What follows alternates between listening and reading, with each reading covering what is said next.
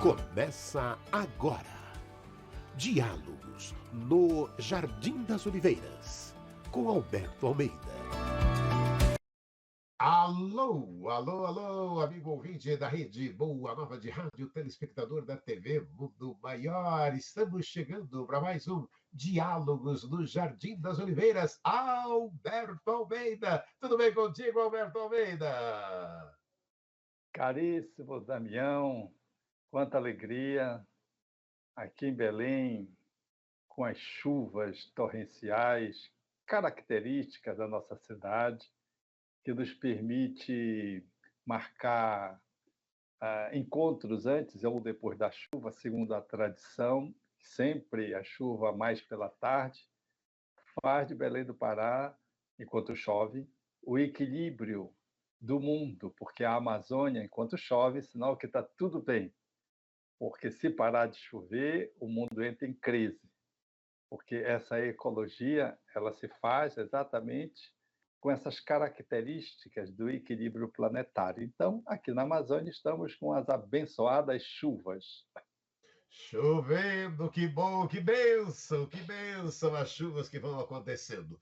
Alberto Almeida, conta pra gente, qual é o tema do programa de hoje?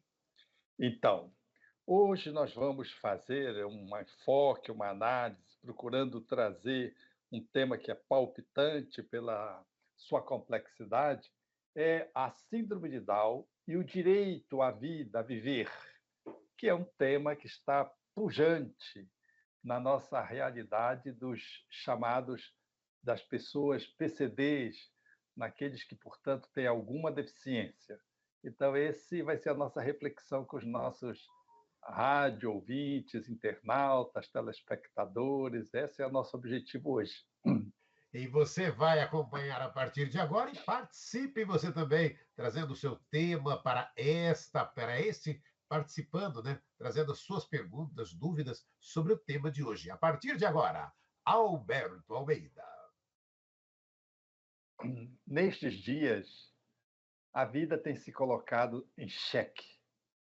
E desde que a medicina avançou para o diagnóstico precoce no pré-natal, acerca dos fetos, daqueles que vão, portanto, vir à luz depois de 9 meses, tem havido um fenômeno que se consagra como sendo preocupante. É que o olhar da nossa medicina é estritamente orgânico, mecanicista, e valoriza, portanto, a formação do corpo. Esse olhar da ciência acadêmica e das ciências da saúde, de um modo geral, olham muito para o corpo e não olham o ser na sua integralidade. O ser integral, ele mereceria ser visto desde a sua perspectiva biológica, da sua dimensão emocional, afetiva, a mental, a social e a espiritual. Infelizmente, a dimensão espiritual tem sido muito escassa e, a despeito do mundo se dizer espiritualista de um modo geral, as pessoas de um modo geral têm religião ou uma crença, nós temos visto que a conduta lidando com os embriões, elas têm sido apenas materialistas e ateístas, ou seja, negam o direito ao ser de vir ao mundo em função de ocorrências diagnosticadas pela ciência médica. É assim que temos visto, por exemplo, com a síndrome de Down, que na década de 80 do século passado, nós tínhamos na Europa a cifra aproximada de a cada 800 crianças que nasciam, uma trazia síndrome de Down. A síndrome de Down é uma síndrome descoberta por John Down, que caracteriza-se por a trissomia do cromossomo 21, ou seja, um cromossoma que se apresenta replicado 3 vezes. Por isso, trissomia do cromossomo 21, e que configura uma manifestação do ser sindromicamente, trazendo limitações do ponto de vista intelectual, às vezes alterações cardiológicas, às vezes gástricas. Essa síndrome, que tem as suas variantes, ela se consagra muito bem como sendo uma síndrome com grandes limitações para quem nasce. Depois que se descobriu a causa da síndrome no cromossomo 21, a medicina pôde, então, agora, com o advento da ultrassonografia e dos exames intraútero, descobrir, mediante a análise genética do feto, de que o ser que está vindo apresenta ou não determinadas manifestações, características, condições. E uma das condições é a síndrome de Down. A síndrome de Down, descoberta, portanto, intraútero, tem feito com que a manifestação das mães e pais em relação às crianças que vão por nascer seja interrompida. A promoção do aborto na Europa, portanto, ensejou que a síndrome de Down pudesse cair pela metade quanto aos nascimentos das crianças. Aquilo que era 800 na década de 80, atualmente, foi para menos de 460, ou seja, a cada 460 crianças que nascem, uma com síndrome de Down. A diminuição se justifica. É que, ao lado de muitos países liberarem o aborto na Europa, agora os pais que querem ter filhos têm a oportunidade de fazer uma análise de como a criança vai nascer se traz alguma alteração ainda dentro do útero. E diagnosticado assim a síndrome de Down, enseja que os pais façam a escolha pelo aborto seletivo. Desse modo, nós vamos perceber que os países europeus entraram numa queda da presença da síndrome de Down, o que permite poder analisar hoje em dia que quem tem síndrome de Down na Europa está condenado à pena de morte. A Espanha lidera mais de 95%, segundo algumas organizações, das crianças diagnosticadas com síndrome de Down. Ali, os pais, ainda intraútero, optam pelo aborto seletivo e promovem a eliminação da criança. Na estatística geral, a Espanha ganha em primeiro lugar com 82% e não 95%, segundo outra análise. Em seguida, bem de perto, de Portugal, que 80% dos pais que descobrem que a criança tem síndrome de Down, eles optam pelo aborto seletivo, que Portugal também já legalizou o aborto. E assim, os países se encadeiam, um após outro, com maior ou menor percentual, mas até o 11º, a Islândia, nós vamos ter 76% das gravidezes com síndrome de Down, os pais optam pelo aborto. Esse olhar e essa escolha é feita mediante uma análise estritamente materialista e ateísta, ou seja, não se admite que o ser ele possa anteexistir ao útero, ou seja, de que o espírito imortal, ele, portanto, não existe antes da fecundação. O olhar da reencarnação nos posiciona em relação à síndrome de Down e a outras alterações orgânicas, alterações genéticas, mutações, que o ser humano deve ter um novo olhar do ponto de vista da saúde, da medicina, da biologia, da genética, da obstetrícia, da medicina fetal, deve ter um outro olhar, se considerar de que o ser ele preexiste à fecundação e que quando a fecundação se estabelece, ali, portanto, já há uma psique, há um espírito imortal, há uma consciência vinculada ao zigoto e de que o desdobramento do zigoto, multiplicando-se em células geometricamente para compor o embrião, a princípio, e depois o feto, a partir de 3 meses, ele obedece não só à lei da genética, mas ele obedece ao programador, que se vale do material genético e vai modelando o seu corpo físico de conformidade com a sua necessidade. Para o olhar à luz da reencarnação, não há um acaso genético, uma mutação genética, por exemplo, ou uma doença hereditária determinada pela casualidade estatística. Toda alteração hereditária, genética, seja por mutação, seja por herança, vamos ensejar, compreender de que por trás está o espírito imortal, acolhido por benfeitores que lhe tutelam o renascimento e que programam, mediante as suas necessidades específicas, um corpo que lhe trará as características inerentes à sua necessidade evolutiva. Então, ter síndrome de Down ou qualquer outro tipo de patologia que se consagre, ou de deficiência, como a síndrome de Down, ou de alteração anatômica, como a criança que nasce anencéfalo, sem um pedaço do encéfalo, ou sem um braço, ou sem uma perna, todas essas manifestações, elas decorrem da necessidade do espírito imortal que, em renascendo, formata um corpo ajustado ao seu processo evolutivo enquanto aquilo que ele precisa para viver uma vida mais longa, menos longa, trazendo um corpo mais rígido ou alterado de conformidade com as suas necessidades específicas. Assim, para o Espiritismo, não há uma situação ocasional, portanto, o acaso genético, o acaso biológico para a perspectiva da compreensão espírita à luz da reencarnação, não existe, de modo algum, essa possibilidade, porque toda manifestação genética e de expressão gênica que vai modelar o corpo, ela está intimamente ligada ao espírito reencarnante.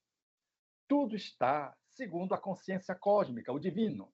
Como diria Einstein, Deus não joga dados, ou seja, as situações não são aleatórias, elas obedecem rigorosamente a uma lei de causalidade e não de casualidade. Tudo é causal e não casual. Parece um jogo de palavras, mas não é. Tudo é programado para que aquele corpo, em trazendo limitações ou alterações, revele para o espírito imortal uma estrutura biológica que está inerente à sua necessidade de evolução, que está ligada intrinsecamente ao seu processo evolutivo. Os espíritos, quando estamos no mundo espiritual, alinhavamos um corpo com os benfeitores espirituais, segundo a narrativa do espírito André Luiz por Chico Xavier, obedecendo naturalmente às orientações de Allan Kardec nas obras fundamentais do espiritismo. Então, no mundo espiritual, nós nos assessoramos de uma equipe, projetamos o corpo, avaliamos a sua sanidade, a sua limitação, uma síndrome, ou uma doença, ou uma condição com que aquele corpo vai se revelar, trazendo para o espírito tudo quanto ele precisa para fazer o seu progresso evolutivo.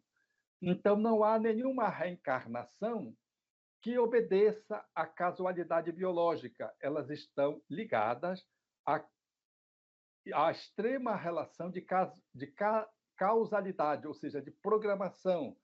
Tudo que faço, mediante as minhas escolhas, gera uma consequência. E essa consequência de uma vida passa para outra. E no mundo espiritual, eu alinhavo essas consequências, arrumo de conformidade com as minhas necessidades, doso a intensidade delas para que eu me recupere, para que eu me refaça, para que eu refaça o caminho. E o corpo funciona como essa estrutura fundamental para que eu possa fazer o aprendizado pendente, o aprendizado mal feito numa outra vida, ou o aprendizado que eu escolha por missão, porque nem todos os espíritos que nascem com alterações no corpo físico o trazem por terem malversado a vida na outra vida.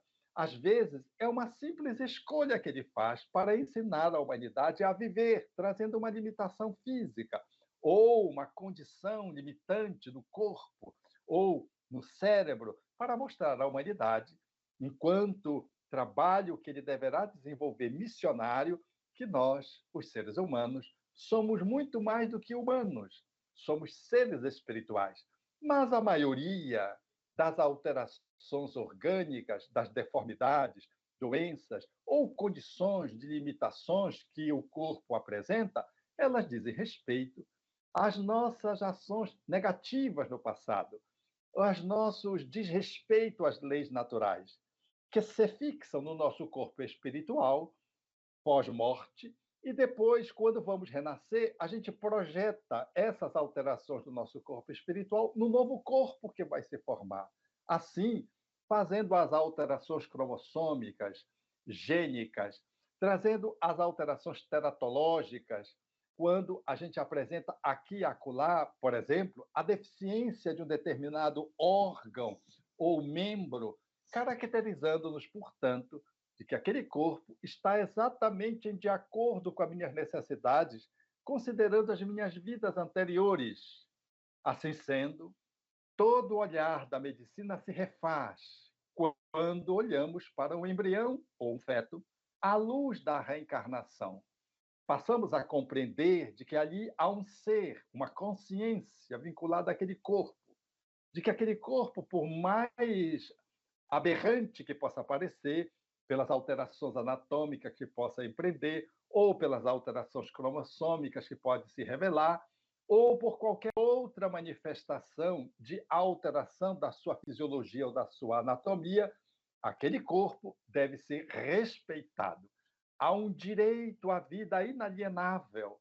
Ninguém tem o direito de interromper a sequência de uma vida que começa do espírito imortal se vinculando ao zigoto e, a partir do zigoto, em direção à formação da criança fora do útero. Essa trajetória, esse percurso, é um percurso de direito que o ser deveria dispor para poder vir ao mundo. Ainda que pudesse que nascer, por exemplo, quando traz processos anencefálicos,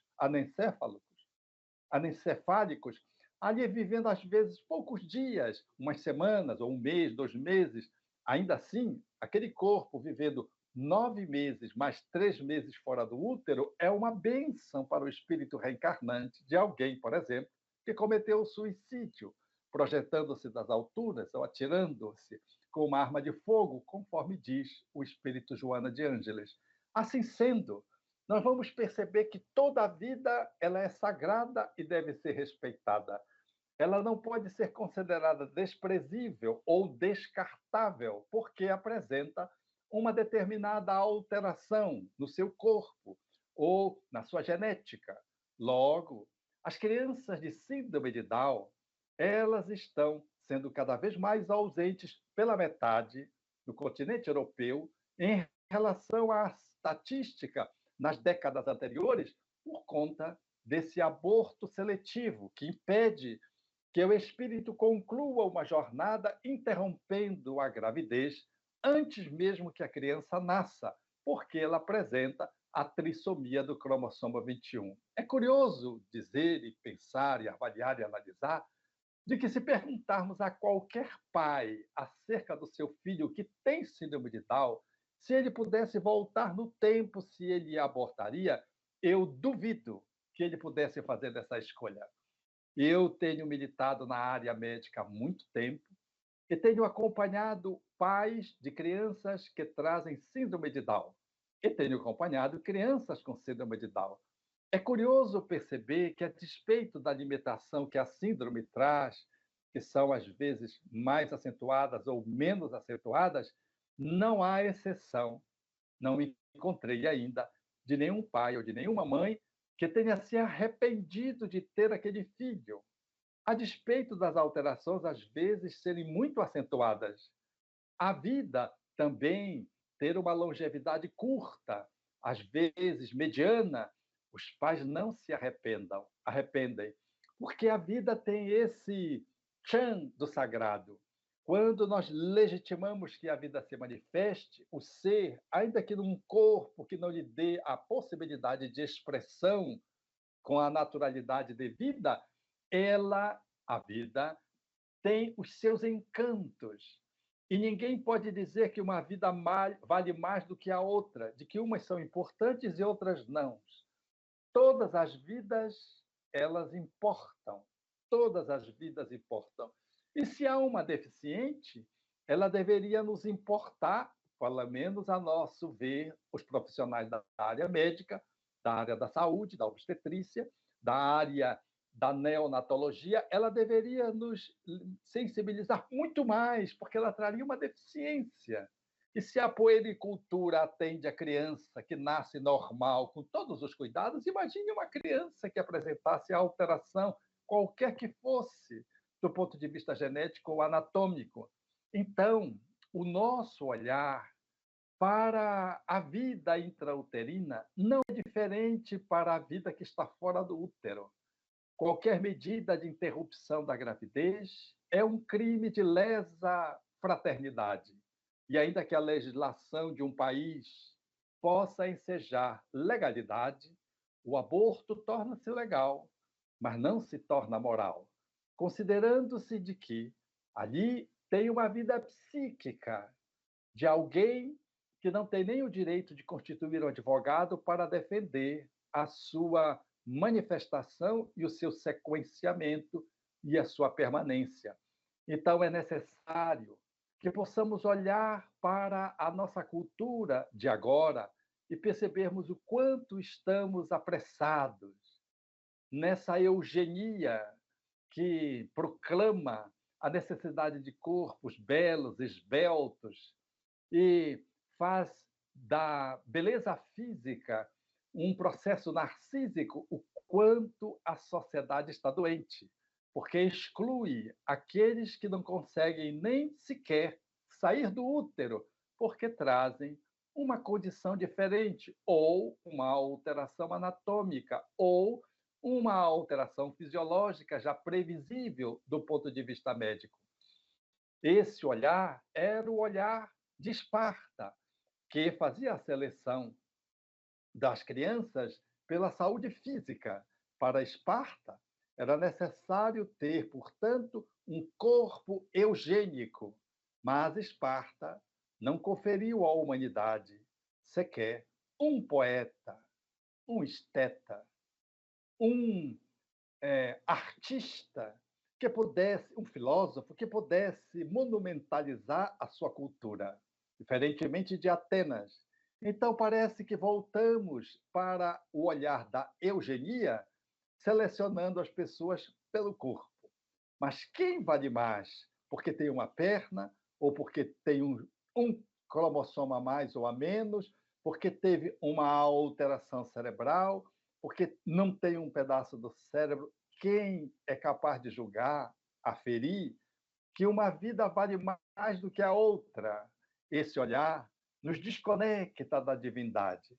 A crença em Deus e a compreensão da lei da natureza da reencarnação, que lhe dá a Deus a justiça, faz-nos perceber de que tudo está em a natureza e de que tudo confere uma sabedoria e uma harmonia que às vezes nós não compreendemos e apressadamente subtraímos vidas físicas, não as espirituais, porque elas persistem lamentando-se, enlutando-se em função da atrocidade com que nós tratamos hoje o útero, que deixou de ser um escrínio para que a vida pudesse vir para se transformar num campo de concentração, porque quem se apresenta mais frágil do ponto de vista biológico, logo é deletado, detonado. E quem se apresenta com uma estrutura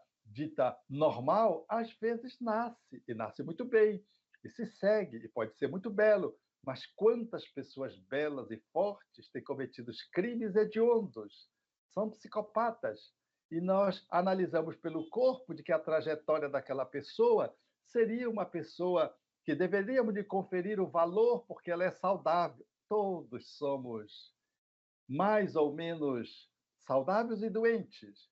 E não é possível avaliar a psique de um espírito olhando só para o corpo. E ainda que pudéssemos mergulhar nos escaninhos da alma, seja o corpo belo ou enfeiado, o adito normal, rígido ou alterado, deveríamos encontrar em todos eles a presença magnânima, misericordiosa e justa da divindade que confere uma estrutura física correspondente às nossas necessidades para que possamos aproveitar a existência corpórea da melhor forma possível e tirarmos o melhor proveito da reencarnação que temos, a fim de podermos avançar no nosso aperfeiçoamento espiritual, que vai se dando a cada mergulho na estrutura corpórea, que se faz sempre nova, para que novos sejam os nossos aprendizados. Você acompanhando Diálogos do Jardim das Oliveiras com Alberto Almeida, e participe aqui com a gente. Desde já, muito obrigado, gratidão a todos que estão cumprimentando, falando da chuva, falando de onde estão nos ouvindo, nos assistindo. Gratidão. Eu vou trazer duas pessoas aqui, Alberto Almeida. Primeiro, o depoimento da Edna Gomes Baltazar. Ela diz o seguinte, né? Tem um filho sem diagnóstico fechado. Tive câncer de mama. Segundo o médico, seria 1% de sobreviver. Hoje, com 35 anos e eu com 76, trouxe minha cura, feliz, alegre, luz da minha vida. E a Cida Gonçalves. Alberto Almeida, diga lá, como ficam estes espíritos que tinham uma deformidade e foram abortados? Então, o depoimento da nossa companheira, que se manifesta através aí do chat, nos enseja a compreender de que a vida tem esses mistérios que, à medida que nós vamos permitindo nos mergulhar neles, eles se revelam como a maestria da misericórdia divina, que encontra sempre um motivo justo e razoável para as situações que a gente acha que são desastrosas, negativas, e de que a gente não encontra naquela ocorrência um sentido plausível, mas há em todas as situações sempre uma direção que a divindade nos confere, se pudermos ter paciência, acolhimento e sabedoria de caminhar com elas, e fé de que mais tarde elas se revelam de uma forma tão bela e harmoniosa qual a narrativa que a companheira pôde nos conferir. Quando o espírito nasce com uma alteração anatômica, ele assim revela em razão da necessidade da fixação de um aprendizado. Por exemplo, se eu, com a minha mão, por exemplo, assassinei pessoas, eu posso colocar, pós-morte, a culpabilidade dos assassinatos que cometi e prospecto na minha mão esse assassinato. E crio, nessa circunstância anatômica do corpo espiritual, uma deformidade. Essa deformidade, ela passa de uma vida para outra como mecanismo de cura. Então, eu renasço, por exemplo, sem a mão ou sem o braço direito, através do qual eu impiamente, cruelmente, determinei a morte de vidas inocentes. Ou perpetrei eu mesmo esses assassinatos, fazendo parte de um processo de revisão de contas internas. É eu, comigo mesmo, refazendo a minha história.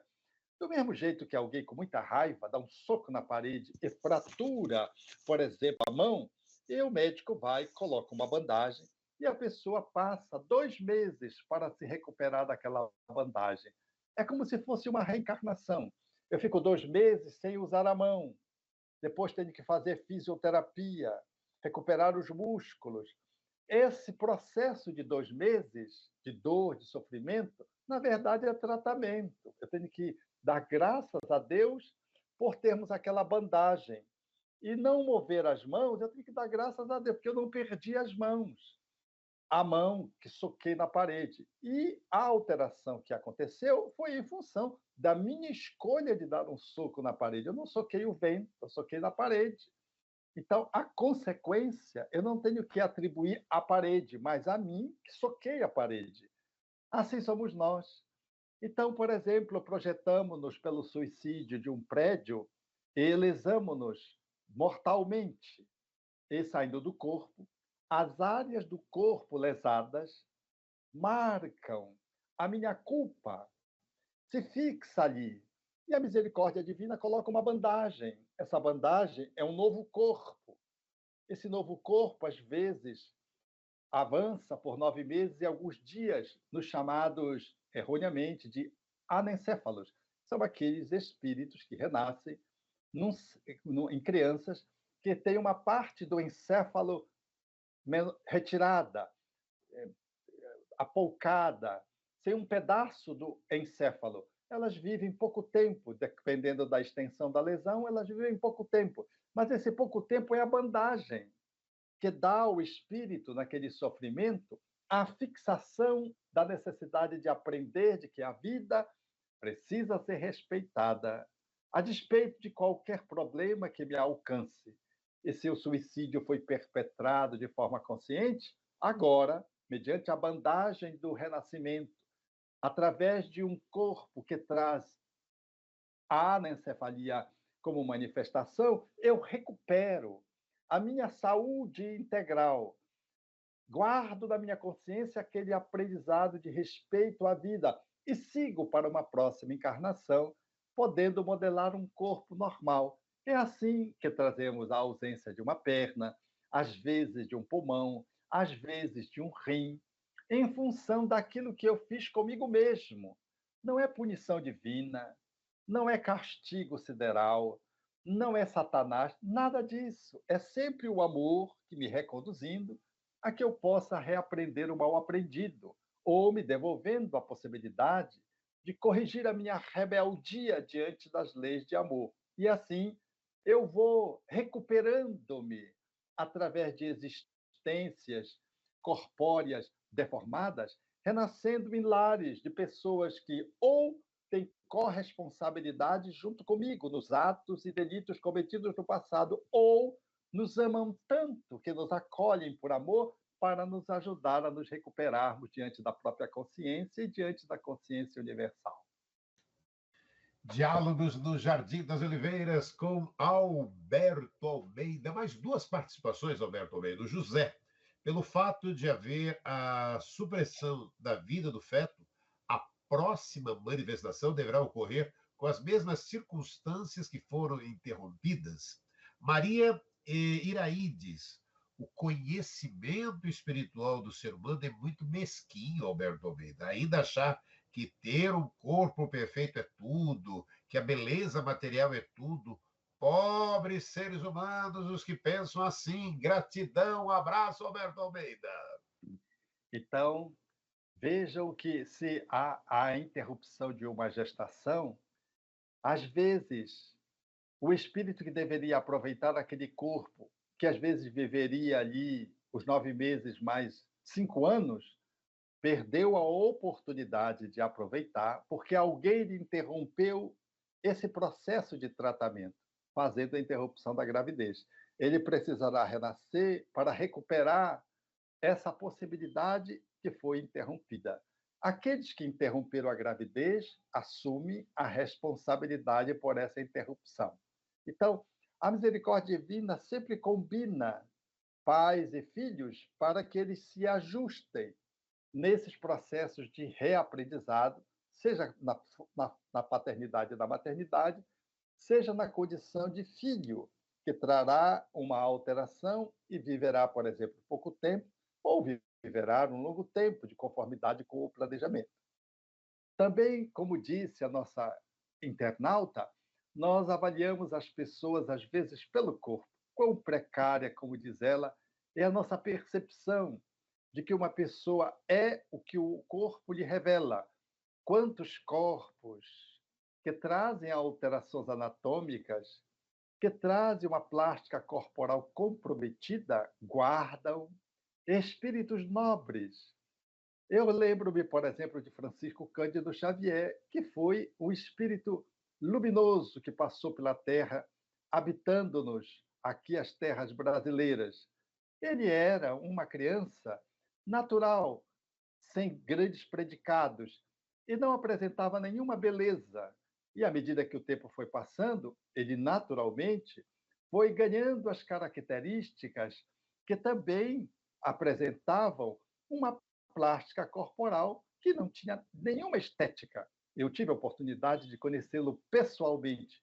Ele era baixinho, e eu fiquei pensando o quanto aquele corpo, por quem nós não daríamos nada, guardava o espírito de alta estatura espiritual. É, portanto, de se pensar o quanto almas que são nobres às vezes se escondem, se protegem em corpos que não têm ainda as características da beleza do lugar ou da cultura do país para poderem cumprir determinadas missões, como Francisco Cândido Xavier. E enquanto que outros, que trazem corpos belíssimos, encerram a sua reencarnação com uma tragédia. Não conseguiram lidar com a beleza, com a formosura de um corpo. Mary Monroe, por exemplo, termina sua existência, segundo os espíritos, com medicamentos tomados de forma exagerada e desencarna mediante o pseudo-suicídio, porque, na verdade, ela não teve intenção de se suicidar, segundo o espírito Humberto de Campos por Chico Xavier. Mas a dose foi excessiva para adormecer e ela adormeceu definitivamente, enquanto o corpo, para sair do corpo, numa condição muito lamentável. E tinha um corpo belo, que se diria que tinha tudo para fazer uma mulher feliz, mas quantos altos e baixos. O quão difícil é lidar com a estética do corpo. Então a gente pensa de que o corpo belo significa uma vitória para o espírito, não, significa um desafio.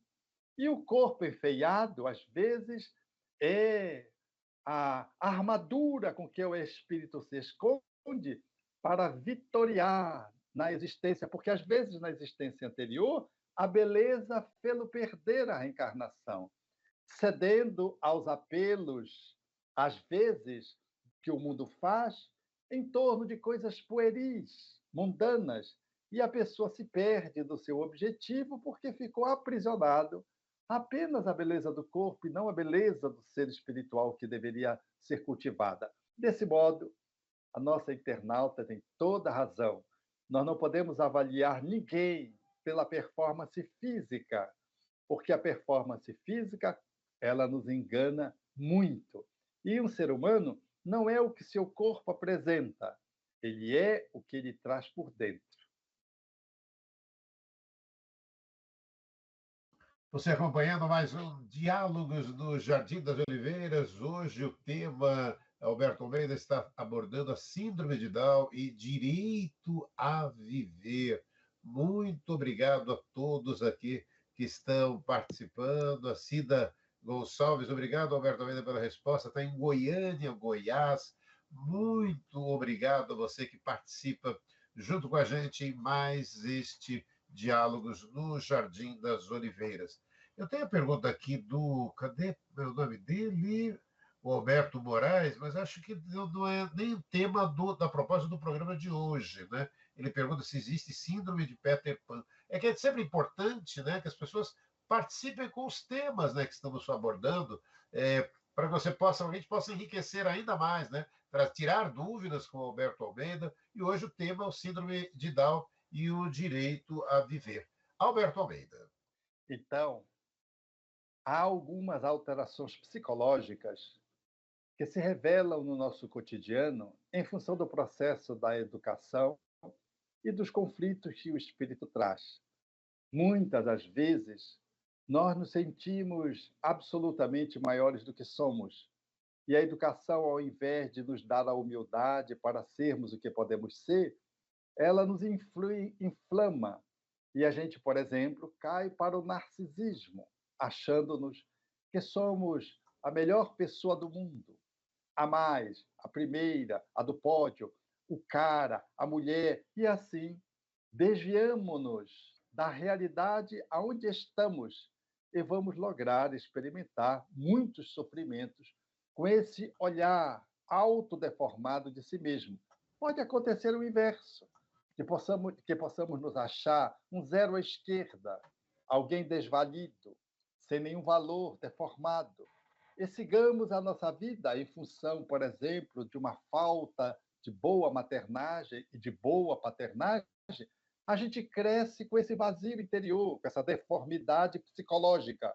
E a despeito de ter, às vezes, os predicados corpóreos muito bem apresentados, mas somos internamente alguém que nos desvalorizamos, porque nossos pais, quando éramos criança, não nos chancelaram, não nos amaram suficientemente a ponto de nós nos sentirmos validados, acolhidos.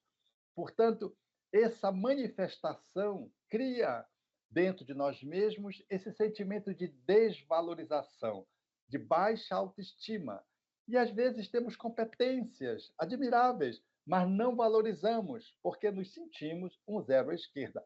Eu dei esses dois exemplos para mostrar como a educação, a despeito da formação corpórea, ela pode nos projetar para desvios, para disfuncionalidades. E nos apresentamos no mundo sem aproveitarmos adequadamente a nossa encarnação, como nos exemplos citados, achando que nós somos muito mais do que somos ou achando que nós somos muito menos do que somos.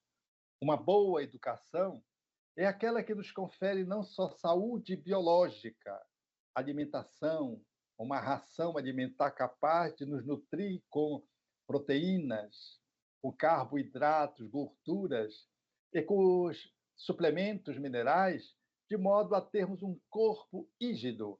Uma boa educação não é apenas aquela que atende o corpo, mas, sobretudo, aquela que olha para a alma, já que o corpo está sinalizando o de que a alma precisa, se ele traz alguma alteração. E precisamos amar aquelas pessoas, ensejando-lhes regras, princípios e valores que lhes ofereçam a possibilidade de aproveitar a encarnação. Quantas vezes uma criança com síndrome de Down, que traga alterações importantes, é um espírito de alta capacidade intelectiva e que veio limitado pela síndrome de Down. Os pais, às vezes, do ponto de vista da cognição, da inteligência evolutiva, são menos que aquele espírito, mas ele, o espírito reencarnado com a síndrome, não consegue revelar toda a sua pujança, porque numa outra existência anterior não soube usar a sua intelectualidade, ou não soube usar a sua sexualidade, ou não soube usar os seus recursos, e agora vem limitado num corpo, e os pais, em acolhendo esse espírito, não conseguem nem avaliar a grandeza desse espírito que está sob o domínio de uma síndrome, mas, ainda assim, revela, através dos seus comportamentos, indícios, indicativos que ele traz enquanto necessidades para a educação. E esses pais, ao amá-lo, ao lhes oferecer a sua educação psicológica e moral, dá ao espírito aquilo que fê-lo falir pela ausência ou pela precariedade na outra existência.